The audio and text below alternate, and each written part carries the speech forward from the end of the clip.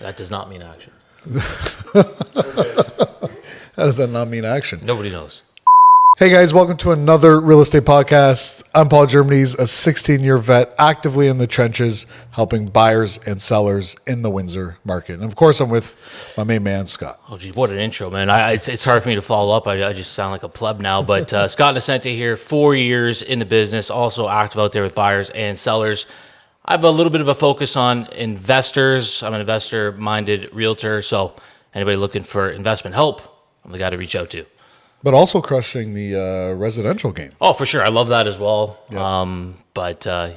Just a little specialty there. But That's definitely your niche. That's definitely what we lean on you for here. Anything investment-wise. They're very different. Yeah, they're very different. Rolls. Mindsets are different. The way you purchase and sell is different. So, yeah. But you got a great listing coming up this week on Somerville. Ooh, Somerville? How do you even say that? Somerville. Yeah. Okay. With an O. With an O. Super exciting. 2-story in Tecumseh. That's all you need to say, right? You know it's going to be busy. You know it's going to be active in this market, which is what we're going to get to next, which is what's going on with this market. Why is it not crashing? What are we seeing out there statistically and anecdotally? Paul, lead us in. You got a bunch of listings right now.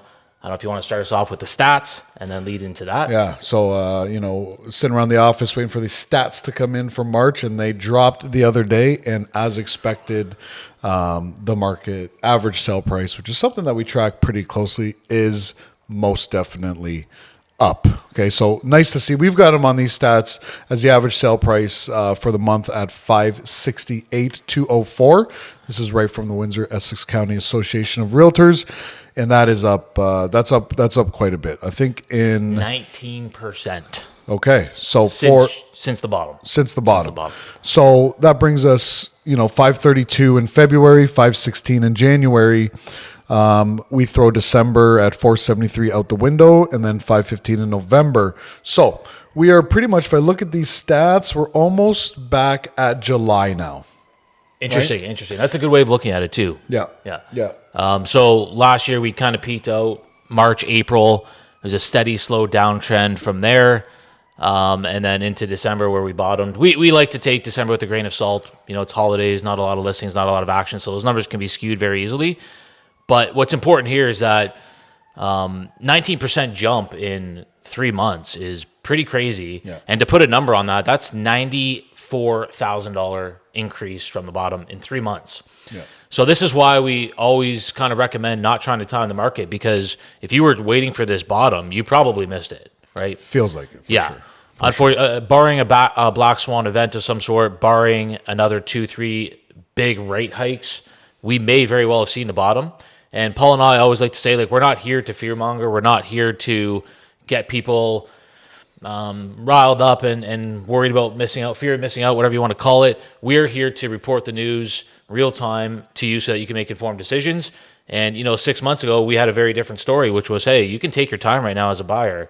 There's not a lot of buyers out there. There's not a lot of offers. You can come in, get your conditions in and all that stuff. Yeah. We can't really say that right now. And, of course, if it changes moving forward, we'll update you on that. But right now, Paul, you got a bunch of listings up right now. What are you seeing out there? Open houses, all that stuff. Buyers are out there. I mean, the buyers are definitely out there. Open houses are slammed. We're actually having to put 2 people on open houses just to accommodate all the people coming through. Showings, I'm back to 30 is my expectation. Once I hit 30 showings plus, I've read that book before. It's got a fantastic happy ending. We're back there. Multiple offers on everything. Number of residential sales in February, 281. In January, 271. December, 230. November, 331. Now this month, they checked in at 417 sales. That is a healthy market. We haven't had 545 we had in June, right? And then it kind of dropped down from then. So we're back up into the 4s, which is nice to see.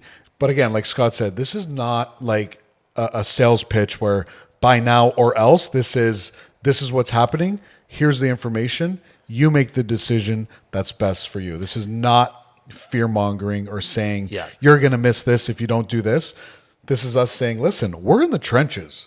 We are deep in the trenches. I mean, we're deep. 7 days a week. We're deep all day, every day. And it's a joy and an honor to present these facts and stats. And always watch out who you listen to. There's a lot of noise out there, especially in the real estate world. Be careful who you listen to. Right? And that's why we titled this Another Real Estate Podcast. Everybody's doing it. Yeah. Everybody's got their own voice, and that's great, but not everybody's given the most accurate information. There is some fear-mongering out there as well. We don't like to play that game, and as the story changes, we will change with it and continue to keep you updated. Now, the big question I think that's most important is why is this happening, right? Mm-hmm. We just had 10 rate hikes in a row, fastest rate hike increase in the history of the country. How have we absorbed this? Why is the market not crashing? I think a lot of people were expecting, people having to turn in their keys and literally losing their houses, and then they were going to go out and get all these crazy deals. Yep. It's not happening. Let's tell people why that is. I think if you allow me to start, one of the biggest reasons, obviously, is that nobody's selling their house right now unless you really have to or can, right? Mm-hmm. And the reason for that is people are locked into ultra low rates. Yep. And if you're trading out, you're going to get a much higher rate or a blended rate that's higher than your current rate. It used to be that you could trade out of your property and into something bigger and actually, keep the same payment or lower. Mm-hmm. Now it's not the case. So when that happens, you just don't sell, yep. Right? So very limited number of listings out there is definitely a contributing factor. What else are you seeing out there? What are some of the causes that you're seeing? Obviously, we've got the immigration factor here, broken down into daily number of people that are coming into the country is mind-blowing. It's 2,000 people a day is the pace we're on to start the year. A lot of them land in Ontario. 100%. And a lot of them are coming to Ontario's most affordable city with 3 massive infrastructure projects and a border and relatively low real estate prices and the best weather. Yeah, we're filming this on Wednesday, April the 5th, and she's a beauty out there today. My God, I walked out today. I was singing nice walking into the office, and the weather definitely brings the buyers out. But the buyers were out when it was freezing cold too, so that you can always tell the health of a market when the weather's super bad and people are still going out to see houses. We're in a very, very healthy market now. Something to report though. This week and probably the past 2 weeks, we're getting more calls from Toronto agents. Oh, big time! Right? So big time. That tells me that. So when those calls stopped, that just told me that listen, opportunities opened up in their own market. They're not going to come down here and look for opportunities that they can afford. Now that the calls have started again, well, that tells me that Toronto market, just like we saw our average sale price jump up 3 months in a row, it's jumping up there substantially. Yeah, and I think the Toronto trend of people moving here to live, work, and play is secular. It's not like there might be ebbs and flows in it, but this is going to be a 10 or 20 year play here, in my opinion, because most people in Toronto, like the average person, is priced out forever. Yeah. And I don't think that'll ever change, especially for like a single family detached home. You might be able to get into like a 2-bedroom condo for, $600-700K. But if you're looking to buy a home in the city, a single family detached, you're done for the average wage earner in these cities. So what are you going to do, right? If it's me, I'm looking at other cities and other opportunities, especially with remote work and whatnot. So that is a long-term trend, and that's what's like giving Windsor a very solid kind of floor here. Yeah. Not just the infrastructure projects, not just immigration, but what do you call it? Emigration when it's within your own country. So it's immigration and emigration. Emigration. Oh, I never heard that. Yeah. Love it. Yeah. So it's a huge trend, and Windsor's in the perfect spot to take advantage of it. This is now 3 years now, right? Yeah. And it's no secret. And you just use your head for 5 seconds and think, what would you do if you lived in Toronto and you had a growing family and you're stuck in a 2-bedroom condo with 3 kids, right? And you can't find anywhere to buy. You're going to look at other cities, especially if you're working remotely, which is now a huge trend. So another factor, like why is the market not crashing? The banks were left with a relatively difficult. Well, I don't think it's difficult, but we either extend amortization periods as rates went up and payments went up. We extend amortization periods, allow people to be able to afford their payments, or we cause people to default on their mortgages. We take over the property and then fire sale them at a $100,000, $200,000, $300,000, $400,000 discount to what we took the mortgages on. If I'm CIBC, RBC, or one of the big banks or one of the lenders, I think I'm just going to extend the amortization period, right? If you ever want to deep dive into what mortgage insurance actually does. It's very, Great point. very interesting. So these, and again, I think the public thinks that, if you miss a payment, like the bailiff's at the door and he's like, get out of here, like it's not how it works. Like the bank will work with you CMHC or Sagen, whoever's got the mortgage insurance on the property, will work with you. They don't want you to lose their house, your house. Trust me, they don't. It's a bad business move for them, and they will do anything in their power to work with you. Yeah, I've actually heard like in Canada for something to go to like a power of sale because of missed payments, it can be like a year to 2 years of them trying to work with you and whatnot. And just think logically, if the banks didn't do this, we're talking billions in losses. And they're public companies, they're for-profit businesses. It's just not a good business move. Yeah. So this is, folks, we're trying to tell you why the market isn't crashing. So barring like, again, a black swan event or a massive economic meltdown, there's only two ways a market can crash, any market, whether it's oil, stocks, whatever. It's supply and demand. And you need one of two things. You need excess supply, which we're a decade away from at least, probably will never catch up, or you need no demand, right? Or less demand than there is supply. The only way to hammer demand in this country is to make it so that people can't literally pay anything, right? And they'd have to be, but then where would they live? Is everybody gonna be living under the bridge or on the streets? So like it's hard to imagine a scenario other than rising rates where, again, it didn't cause excess supply or limited demand. It didn't change the demand. It changed the affordability, right? So prices had to come down to match buyers' new levels of affordability. So my point here is that the fundamentals haven't changed. I can't stress enough how busy it is out there. And again, I'm on the list. I'm on the listing side a lot. And again, I can always gauge a market from that listing side because I'm seeing who's calling, who's booking, how many showings, how many offers, what those offers are coming in at. I'm missing right now my price outs by like 5 to 7%. So when these average numbers came out, I we did record a podcast last week where we talked about these numbers probably rising, but the sound wasn't on it. That podcast was so good, perfect. Like we looked at each other after. We're going like, I'm taking you to the cook shop because that was unbelievable. Like we're going to the cook shop. It would have been an 8. You deserve it. You deserve it. It was A+, 100%. So that's why we haven't been on here. I don't remember you saying that. And then, like, what do you do, dude? Just re-record the podcast? It's not authentic. It's not real, guys. You got to understand the prep work that we put into this is very minimal, right? We sit here, we're like, what do we want to talk about today? Like, what are we going to hit them with? Hit them with this, and this. Love that. I'm passionate to talk about that. Here we go. So last week's was just like, fire, flawless. But the sound wasn't on. Is this thing working? The sound wasn't on. Let's hope and pray that it's on. Last week, we were saying, listen, I'm missing everything by 5 to 7%. Mind you, I'm on the listing side, right? So when I miss on the listing side, I'm good to go because I'm letting the market set the tone. I'm waiting on most of my listings, if not all, till my offer dates. Again, things happen where some offers are just too risky not to take.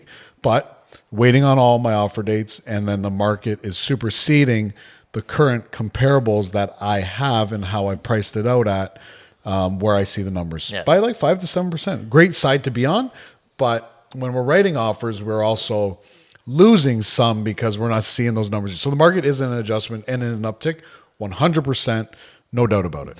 Yeah, and this is where the 16 years of experience comes in. Like we know how to navigate any market, right? Whether if the market's on the decline, you got to have a different strategy. If it's on the incline, you might want to go with the lower list price, get a bunch of showings, get a bunch of offers, and then use those as leverage. We can feel it by the week when it changes. Yeah, and then we adjust accordingly. The high-level conversations that we get to have with each other, and I mean, we're probably running 1,000 offers through just this small little team here, and some are wins, a lot are losses. Yeah.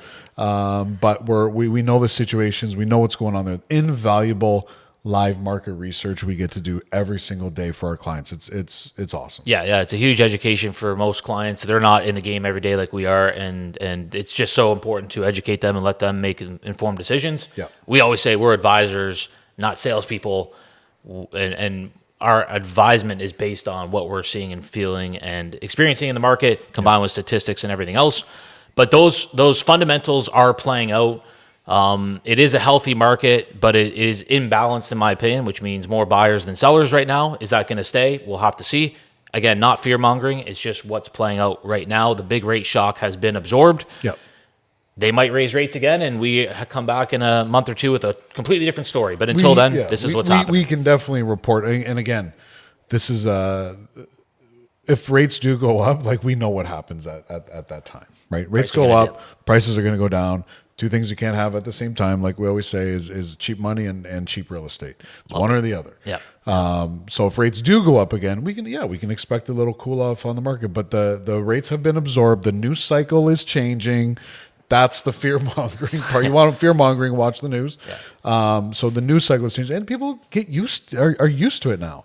Yeah. But if these rates start to come down, well, it's going to be absolute mayhem. Yeah. I love what you said about the news cycle. Like I opened Facebook this morning, and it was an article about the same thing that's happening here that we're experiencing in Windsor is happening basically all across the GTA. And the headline was actually, you could call it fear mongering if you want, but it was, buyers out there, not enough houses, prices jumping big time. And if I'm looking to get in the market, that's going to scare me, right? If I'm a first-time buyer or whatever. I'm working with some first-time buyers right now, and there's a legitimate level of fear of missing out, not generated by me, but after losing 6, 7, 8 offers, it becomes a little bit challenging, and then you get into this, mid, late summer, early fall. That 300 low 3 to 350 range, fantastic range.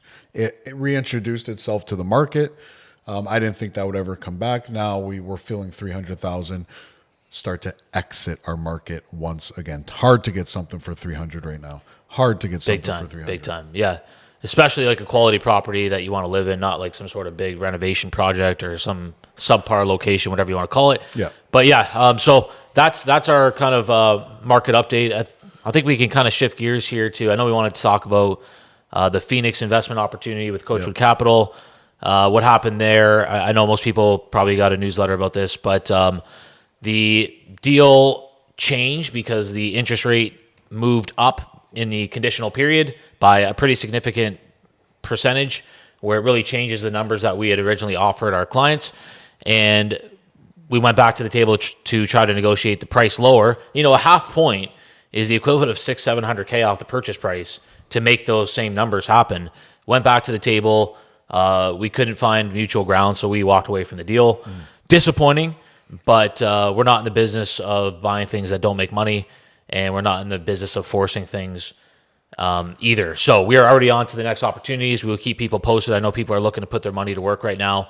It's tough sledding out there with rising rates, and it's also very difficult to get into the U.S. market for the average small-time investor. So it's a nice opportunity to put some money to work. Yeah, overall, if you're if you're involved in this group or thinking about it, I mean, great news at the end of the day. I mean, the amount of R&D that's put into a project like that to get it to that stage that Arizona was in is hours upon hours and trips and visits and all that. So to get right there, to raise funding and then decide it's not the best opportunity, again, that only costs certain people their time and money, and they're coming to you saying like, listen, this isn't it anymore.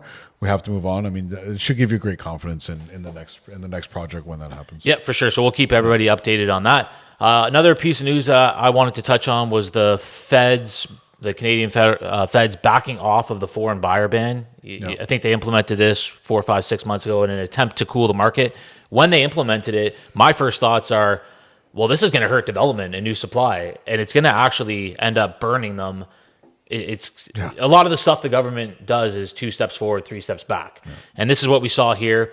When they implemented this ban, it's kind of like, first of all, no foreign buyer could buy Canadian real estate unless you're a Canadian permanent resident or citizen without paying like a hefty tax. I think it's like 20 or 25%. So here's the problem. There's a lot of people here that aren't permanent residents or citizens. They're on work permits, and they might be here on a 5-year work permit, 10-year work permit. Now all of a sudden they can't buy. Like, it kind of disproportionately impacts people that it probably shouldn't hurt. Also, like foreign-owned entities couldn't buy land for development, or they couldn't buy a 50-unit apartment building. Yeah. Well, that hurts liquidity, and that hurts investment in future development of much-needed units. So we've seen them back off of that. Now work permit, Canadian people on work permits can purchase. Foreign entities can buy land. And there's also something about the percentage ownership of a company purchasing land or real estate. They made it like a ridiculously low, high threshold where it's like, well, all these people that would come in here and buy the land and do the developments, now they're not going to do it. Nice So, to see the adjustment, but you got to wonder. time, You got to time. wonder like how this doesn't come up at that boardroom table. because they're not talking to the right Yeah, people, right? yeah, so They're yeah. bureaucrats. They're doing things for headline and shock value a lot of the time. Their constituents are complaining, so they shoot first, ask questions later, and then of course they end up shooting themselves in the foot. This is why I honestly believe that the housing crisis will never be fixed long term. This is why I believe that we're always going to be behind on development, and because of the bureaucracy of this country. So but they have been doing some things like Bill 23 or 21 where they're building a bunch more rental units basically. Problem is a lot of the stuff that they're going to be doing is going to be rental units. It's not going to be homes for ownership. It's the ability to build ADUs and basement apartments and garden suites, and Huge demand for that stuff right now too, though. Like properties, big time. ADUsearch.com, I believe, is the website. If you want to go on there and see if a property is qualifies to put an ADU on it, just put that in. There's a Windsor, a girl from Windsor actually created the website. And again, we just did a property on McEwen that could be severed unit, ADU behind that, ADU behind the current structure. I'm seeing them pop up everywhere. Actually, didn't BC just change their zoning bylaws to kind of get along with that type of stuff too? Big change in BC. I think we'll eventually see it here, but it was something like, I'm still doing the research on it, but it's basically eliminating zoning restrictions. So you can build townhomes in any single family residential area. You can build multifamily in residential areas. So imagine, an A+ neighborhood here in Windsor where it's all large 2-story homes, and you find an 80-foot frontage lot, and all of a sudden you put up a 4, 6, or 8-plex, right, in this fancy neighborhood. So what they're doing now is that they've realized, too late in my opinion, but that zoning restrictions are hurting supply big time. And what would typically happen in that situation is you'd have all the neighbors come to the table and say, you know what, that's not happening. And then the representatives, the city councilors, whatever the case is, then go and say, you know what, we're quashing this development. It's not happening in this residential area. They're eliminating the ability for neighbors to complain. The NIMBYism is kind of going away. So BC might be spearheading something we might see across the whole country. Yeah. And if it does, it's going to change the game big time. And it's kind of a good thing for supply. But again, the problem is it's not going to be single family homes built there. It's going to be rental units. Yeah, and it's going to be investors and developers building them. And we're heading into a generation, in my opinion, of renters, unfortunately. Yeah. So a lot of countries in Europe and stuff like that are like that. And I'm sure I'm sure New York is like, cities are already kind of like that. Most major cities. Yeah. It is ADUsearch.ca if you're keeping score at home. Yep. Love it. Great resource. Yeah. Great resource. Because it is kind of the future investment option, in my opinion, as well. Windsor's economic outlook. Yeah, so an interesting article was posted. I think it was CTV News or Windsor Star that we went from like worst to first, in terms of economic outlook, and it kind of explained the reasons why. We always touch on the big three, which is the Gordie Howe Bridge, the mega hospital, and the EV battery plant, LG and Stellantis, which are massive game changers, folks. But on top of that, there's so many other things that people don't listen to. Windsor's become a popular spot for immigrants and refugees for the reasons that we talked about. You price out of most other cities in the country, you're going to go to the most affordable area with great weather relatively, with a border right there. You got all the major city amenities 5 minutes away. Yep. Literally, you can hop over there, go to world-class restaurants. You got an airport there, entertainment, sports, everything. We really do. We are in the sweet spot. And that's why our economic development has really shifted. And that's why we're seeing really big price jumps here after. And this brings in just a melting pot of people too. So you're going to see and then that's when creative communities pop up and a restaurant scene. And that happens too.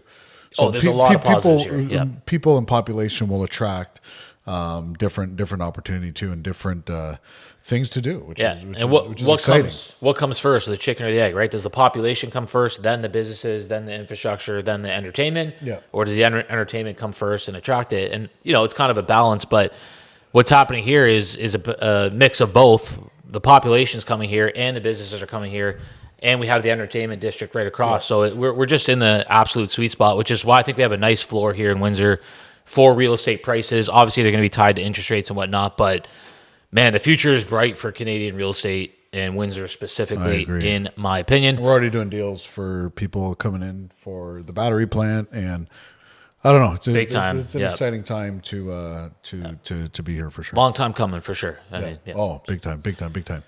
Easter.